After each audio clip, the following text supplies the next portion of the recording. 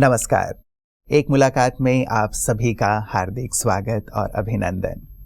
मित्रों, कहते हैं कि जीवन में यदि व्यक्ति कुछ पाना चाहे, कुछ बनना चाहे, तो उसे कोई भी नहीं रोक सकता। व्यक्ति फर्श से अर्श तक की यात्रा तय कर सकता है यदि उसके अंदर एक दृढ़ निश्चय है, संकल्प है। तो कई बार ईश्वर पर आस्था और विश्वास भी हमें इस दृढ़ता को और पुख्ता करने में मदद करता है कि ईश्वर ने मुझे इस संसार में कुछ करने के लिए कुछ उद्देश्य देकर भेजा है। वो कहते हैं ना कि ईश्वर कभी भी गार्बेज नहीं बनाते, उनकी हर कृति अनुपम होती है, बस अपने आप को पहचानने की आवश्यकता है। ऐसी ही आज की हमारी मेहमान हैं श्रीमती उषा चौमर जी, जो कि पद्मश्री से सम्मानित हैं। 2020 में भारत सरकार ने आपको पद्मश्री से सम्मानित किया। कभी मैला ढोने का कार्य करने वाली आज सभी के लिए आदर्श हैं, प्रेरणा पुंज हैं। आइए उनसे मिलते हैं और हम भी प्रेरणा प्राप्त करते हैं। उषा जी, बहुत बहुत स्वागत और अभिनंदन है आपका। सर धन्यवाद। मैं आपसे ही जानना चाहूँगा प्रथमतः आपके बारे में।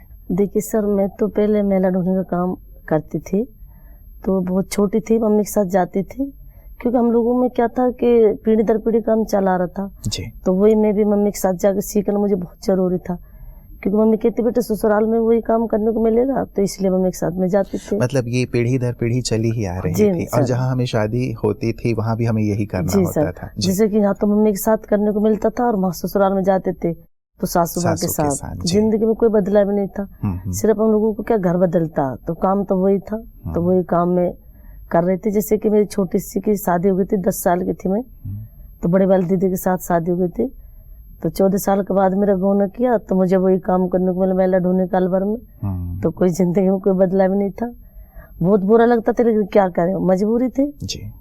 तो बस वही काम मैं कर रही थी मैला ढोने का। तो पता नहीं हम लोगों के किस तरह से भाग्य बदला और वहाँ पर डॉक्टर पाठक जी आए अलवर में और पूछने लगे, क्योंकि वो मैं कहती हूँ वो हमारे बाबा हैं, क्योंकि हमने उनमें देखा तो वो भी हमारे गांधी जी जैसे हैं।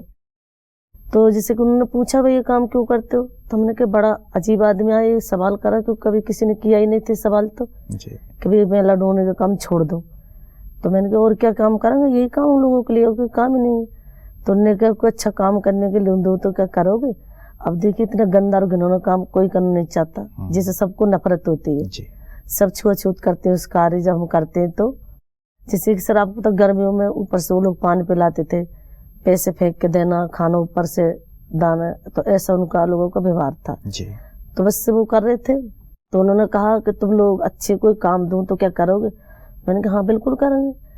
तो फिर वहाँ पर हम लोगों के लिए एक नई दिशा के नाम से एक संस्था खोली, तो वहाँ पर हम लोगों ने सब काम सीखा, साफ सफाई के बारे में सीखा, अचार पापड़ जवे कॉटन की बत्तियाँ जूट वे ये सब लोग बनाने लगे। तो हमने कहा सर हम लोग सामान तो बना लेंगे, लेकिन इसको खरीदेगा कौन, क्योंकि हमारे राजस्थान में अलवर में बहुत छूत और भेदभाव है जी। क्योंकि वो सर तो हमारी छाया से भी दूर रहते थे, तो हमारे सामान वो कैसे खरीदेंगे। तो डॉक्टर पाठक जी ने कहा तुम सामान तो बनाओ, सामान मैं खरीदूंगा, सुलभ खरीदेगा। आधे की वो तो आज तक खरीद रहे हैं, पूरा सुलभ परिवार डॉक्टर पाठक जी तो खरीद रहे हैं, लेकिन जिन्हों के घर में शौचालय साफ करते थे कभी, लेकिन आज वही लोग हैं वो सामान बना हुआ खरीद के खाते हैं। अच्छा। तो मैं उनसे कहती हूँ कि अब मुझ में क्या हो गया भाई, पहले तुम तो इतना मतलब भेदभाव करते थे, तो दूर रहते थे मुझसे, अब क्या। तो वो कहती थी कि आपने काम छोड़ दिया, क्योंकि सर ये काम छूटता नहीं। डॉक्टर पाठक जी ने क्या कर हर जगह पर शौचालय बनाए, क्योंकि जैसे मैंने छोड़ा तो दूसरे ने पकड़ लेते, वो तो दूसरे छोड़ते तीसरे पकड़ते, तो मेरी जिंदगी में कोई बदलाव नहीं था जी। तो वहां पर क्या कर हर जगह पर उन्होंने पक्के शौचालय बना दिए। अब ना तो वो काम है सफाई करने का, ना ही कोई काम ये करती है बिल्कुल। और उसके बजाय अब ऐसा कार्य मिल गया है जो आपके लिए और भी ज्यादा सुंदर हो गया। अब देख सर ये काम छोड़ने के बाद इतना इज्जत और सम्मान मिला है, तो बहुत खुशी होती है इस चीज पे कि हम लोग भी एक इंसान है जी। क्योंकि हम ऐसा नहीं लगता था, पहले हम लोग ये काम करते थे तो मतलब भेदभाव था, तो ऐसा नहीं लगता था, लेकिन अब लगता है कि सच में हम भी तो एक इंसान है, ये काम हम लोगों को नहीं करना चाहिए जी। तो बस मैंने तो यही सोचा था कि बिल्कुल ये काम नहीं करना चाहिए हम लोगों को, बहुत ही गंदा। तो देखिए हम लोगों के लिए तो डॉक्टर पाठक जी आए वहां पर, उनकी बात पर विश्वास किया हम लोगों ने जी। तो आज मैं आपके सामने हूँ। वो इतने महान आदमी है कि मेरे पास उनके लिए शब्द नहीं कहने के लिए। बिल्कुल, हमारे जीवन में कोई ना कोई एक प्रेरणा बन करके आता है, जैसे वो आपके लिए प्रेरणा बने, आज आप सभी के लिए प्रेरणा बन रही है। सर देखिए इतना बड़ा पुरस्कार मिला था सफाईगिरी का, 80 घाट की सफाईगिरी का, तो डॉक्टर पाठक जी का ही था वो, लेकिन उन्होंने कहा कि मैं लूंगा तो मुझे इतना खुशी नहीं होगी, तो मैं चाहता हूँ इनको मिलना चाहिए, क्योंकि कभी हम लोगों को वाल्मीकि समाज से कभी किसी ने सम्मान भी नहीं किया था पहले, तो उन्होंने कहा मैं चाहता हूँ कि ये ले वो सम्मान जी। तो सर मैंने लिया, तो सम्मान तो मुझे इतनी खुशी हुई थी कि मोदी जी के हाथों से मुझे पुरस्कार मिला क्योंकि मैं ये कहती हूँ कि देश के पहले प्रधानमंत्री जी हैं गांधी जी के बाद, जिन्होंने स्वच्छ और सफाई की बात की है। और वहाँ डॉक्टर पाठक जी तो कम से कम 50-60 वर्षों से इस कार्य में लगे हुए हैं कि हर जगह पर साफ सफाई रहनी चाहिए, हर जगह पर शौचालय बनने चाहिए। जी जी। तो पहले लोगों की जो सोच थी आपके लिए कि जैसे आपने कहा कि छुआछूत वाली बात होती थी या दूर रहते थे या फेंक के कोई चीज दे दिया करते थे, अब उनके स्वभाव व्यवहार में क्या परिवर्तन देखते हैं? अब तो सर बहुत अच्छा उनका परिवर्तन, अब तो मुझे देखिए शादी में बुलाते हैं, अच्छा कार्ड देते हैं मुझे, और शादी में जैसे कि पंडित की लड़की वहाँ पर हमारे अलवर में, उन्होंने मुझे कार्ड दिया था शादी में, घर पे आए थे देने के लिए, तो मैं सोने के झुमके लेके गई थी, वो उन्होंने शिकार की, फिर जयपुर में उन्होंने शादी लड़की की थी, तो यहाँ भी मैं सोने के झुमके लेके गई थी, तो वो भी शिकार के एक ही साथ सर सबने जैसे एक पंक्ति में भोजन किया था, तो ऐसे हम लोगों ने किया था। तो मुझे कहीं लगा कि बिल्कुल अब जात पात खत्म हो रहा है, कोई भेदभाव नहीं है, कोई ऊंच नीच नहीं है, तो डॉक्टर पाठक जी ने हमको एक समाज की मुख्य धारा से जोड़ा है, तो हम लोगों को बहुत अच्छा लगता है कि हम भी अब जी सकते हैं और किसी को जीना सिखा सकते हैं। जी जी जी, एक बहुत सुंदर सी बात है, ये भेदभाव वाली बात तो खैर होनी ही नहीं चाहिए, क्योंकि ईश्वर ने तो सभी को एक जैसा ही इस बार तो नहीं कहते कि मासू ऊपर से आते हैं, तो वो तो नहीं कहते कि इस जात का उस जात का, नीचे आकर हम लोग बनाते हैं। जी जी, तो ईश्वर की संतान तो हम सब एक ही हैं। बिल्कुल, तो ये जो एक भावना जिसकी बात अभी आप कर रहे हैं कि हम ईश्वर की एक संतान है, कोई भेदभाव नहीं, कोई जाति पाति नहीं, कोई ऊंच नीच नहीं, ब्रह्मा कुमारीज में आप आई हैं, पहली बार आप आई हैं, तो यहाँ की भी विशेष धारणा और मान्यता यही है कि हम ईश्वर की संतान और कोई भेदभाव नहीं, तो यहाँ आकर के किस प्रकार की अनुभूति हो रही है? सर मुझे बहुत ही अच्छा लगा और बहुत ही खुशी हुई है मुझे, क्योंकि ऐसी सुलम में था, वहाँ भी कोई छूत नहीं, कोई भेदभाव नहीं, लेकिन मुझे यहाँ भी ब्रह्मा कुमारी, मुझे जब आई मैं यहाँ पर, तो इतने अच्छे मतलब पवित्र धरती है ये भी, मुझे इतना अच्छा लगा और खुशी हो रही है मुझे परसों की मैं आई हूँ यहाँ पर, तो बस मैं यही देख रही हूँ यहाँ पर कोई छोटा बड़ा नहीं, कोई भेदभाव नहीं, कोई ऊंच नीच नहीं, कोई जात पात का कोई भेदभाव नहीं है।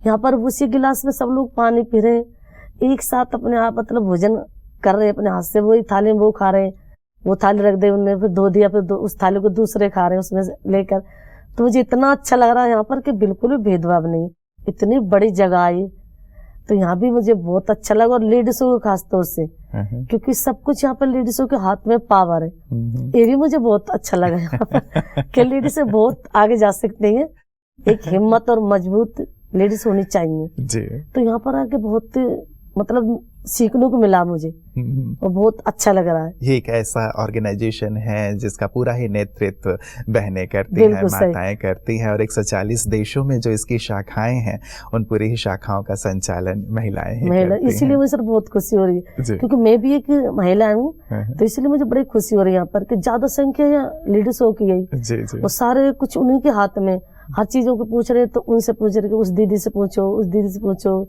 जैसे कि ईसु दीदी है, और जो बहुत सी यहाँ पे लेडीज लड़कियां उनसे पूछो, तो मुझे बड़े अच्छा लग रहा है कि हम लोगों से चलो पूछा जाता ही है, लेकिन यहाँ भी मैंने देखा तो यहाँ भी मुझे बड़ा अच्छा लगा जी। और बहुत ही कुछ सीखने के लिए, स्टेज भी देखो वही सब कुछ संभाल रही है, सब कुछ देखना भालना आना जाना सब कुछ देख रही है वो जी। तो बड़ा अच्छा लगा यहाँ पर, मतलब एक समानता का भाव है, कोई ऊंच नीच वाली बात न रखें, तभी हम समाज को, राष्ट्र को शिखर पर ले जा सकते हैं।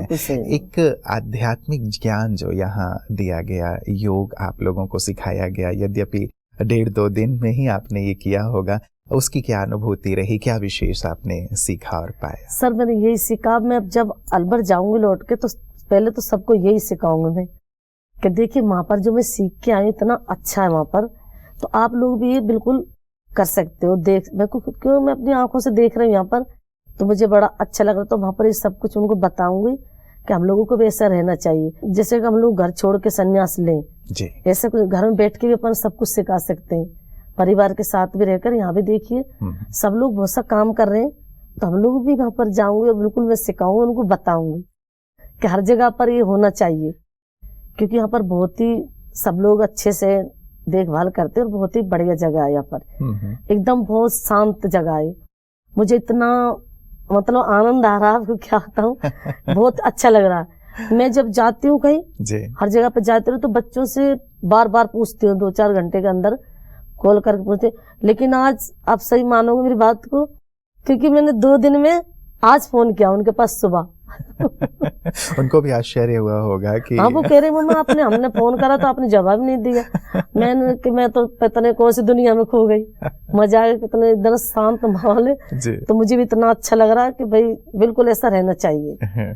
और यहाँ पर बहुत एकदम सुकून की जिंदगी है। जी जी जी। तो बहुत अच्छा लगा। खास मेडिटेशन सिखाया जाता है यहाँ पे, राजयोग, आपने कई सत्रों में वो राजयोग का अभ्यास भी किया होगा, जिसमें ये सिखाया जाता है कि कैसे हम परमात्मा से अपने आप को जोड़ें, जो कि हमारे माता पिता हैं, सृष्टि के नियंता हैं।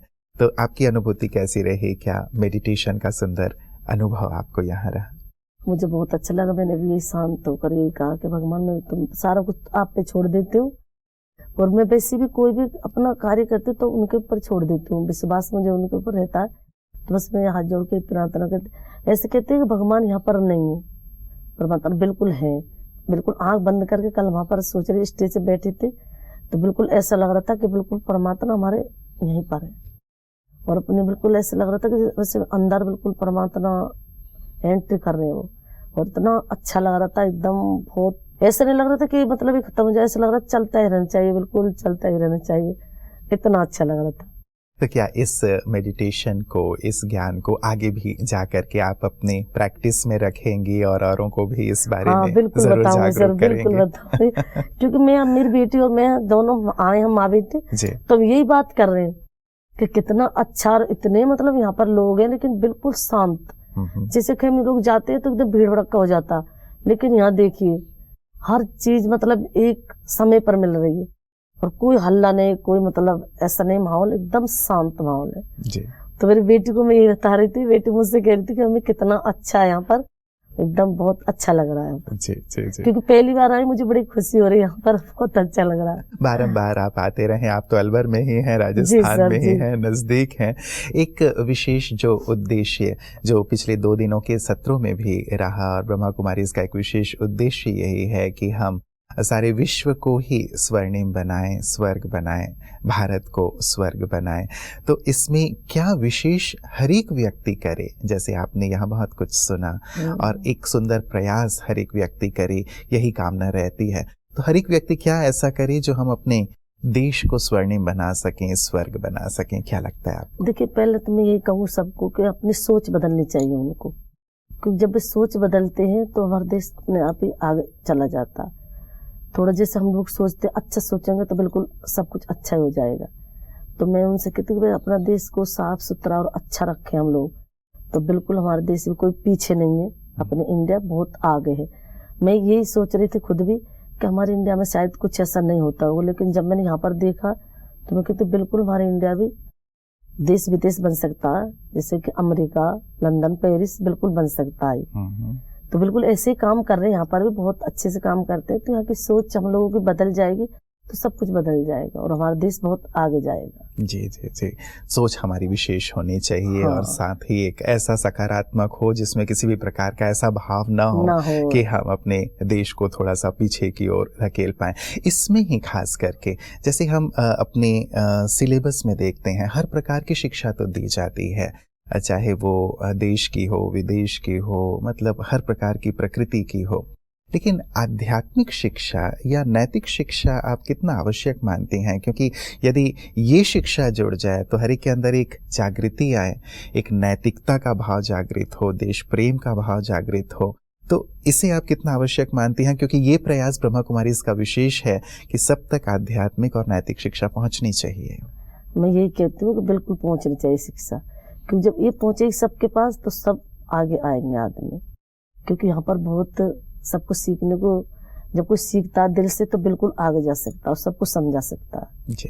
बिल्कुल सीखना चाहिए, क्योंकि चीज बहुत अच्छी है और जगह भी बहुत अच्छी है। जी जी जी जी। चलिए सभी को निमंत्रण यहाँ आने का, जैसे आप सुंदर अनुभव कर रही हैं, आप तो आए, सभी को लेकर के आए। चलते चलते मैं आपसे संदेश अपने सभी दर्शकों के लिए चाहूँगा, क्योंकि आपने एक सुंदर सभी के लिए कहूँ आदर्श प्रस्तुत किया है। कई बार व्यक्ति ये सोचता है कि मैं जो कार्य कर रहा हूँ वो कार्य पता नहीं छोटा है, तो सोचता है कि यही कार्य जीवन भर करता रहूँगा क्या, लेकिन एक परिवर्तन आता है यदि हम प्रयास करते हैं और सकारात्मक रहते हैं। तो क्या सभी को संदेश अपने जीवन के माध्यम से इस मंच से देना चाहेंगे? बस मैं ये कहूँ उनको कि अपना सोच बदल ले और अच्छे से अपने रहें और बिल्कुल आगे जा सकते हैं हम लोग। बात अच्छी। क्योंकि हम लोगों को तो क्या, वो जो डॉक्टर पाठक जी वो आगे लेके गए, वो ऐसे कहते हैं कि देखिए मैं कुछ करने वाला नहीं हूँ, ऊपर वाला जो भी किया उन्होंने किया। जैसे कि उनको बार बार नाम ले देती हूँ तो वो कहते हैं मेरा नाम मतलब आप मत लिया करो। तो मैं कहती हूँ कि आप हम लोगों के लिए तो भगवान है, क्योंकि हमने तो भगवान नहीं देखे। तो वे कहते देखिए आपने भी कोई कर्म ऐसा किया होगा जो कि परमात्मा ने आपको इस चीज़ से चुना है, तो आप देश को आगे ले जा सकते हो। क्योंकि हमारे समाज में, क्योंकि मैं आपको पहले मेरी बात बता रही हूँ तो छोटी सी, क्योंकि हमारे समाज में कभी किसी को नहीं मिला था ये पद्मश्री। तो आज ये कि मुझे सब सम्मान कर रहे हैं, जो लोग कभी मुझे बुलाते नहीं थे, आज मुझे हर लोग बुला रहा, अपने घर बैठा रहे, चाय पिला रहे, नाश्ता बुला, डिनर पर बुला रहे। तो बड़ा मुझे बहुत अच्छा लग रहा इस चीज़ से। तो हम भी जब समाज से जुड़ जाते हैं तो कहीं आगे हम लोग जा सकते हैं और उनको भी हम समझा के उनको भी ले जा सकते हैं। बहुत सुंदर, बहुत बहुत अच्छा लगा उषा जी, आप यहाँ पे आई और आपने सभी को, हमारे दर्शकों को प्रेरित किया, और आपके विचार भी सचमुच हम सबको प्रेरित करते रहेंगे। हम सब भी ऐसे ही आगे से आगे बढ़ते हुए अपने राष्ट्र का नाम रोशन करने का दृढ़ संकल्प लेंगे। यहाँ आने के लिए दिल से बहुत बहुत आपका शुक्रिया। ओम शांति। मित्रों, जीवन में प्रेरणा कोई भी बन जाता है।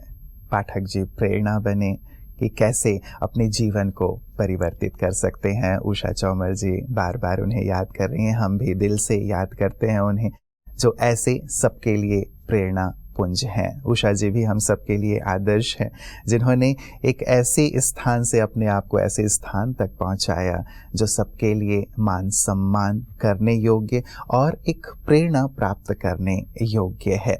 कार्य वैसे कोई भी छोटा नहीं होता, लेकिन हम कार्य करते हुए जिस स्थान पर हैं उसे छोटा ना मान करके उसे ही बड़ा बनाते चलें, उसे ही एक ऐसे मुकाम तक पहुंचा दें तो सबको उससे प्रेरणा प्राप्त हो। और सचमुच ईश्वर और आध्यात्म इसमें महत्वपूर्ण भूमिका अदा करते हैं। यदि हम उनसे जुड़े हुए हैं तो हमारा जीवन नकारात्मकता से सकारात्मकता की ओर चलता चलता है। तो आप सब भी अपने जीवन में श्रेष्ठता की ओर बढ़ें, सकारात्मक रहें, सफल हों। इन्हीं शुभकामनाओं के साथ नमस्कार।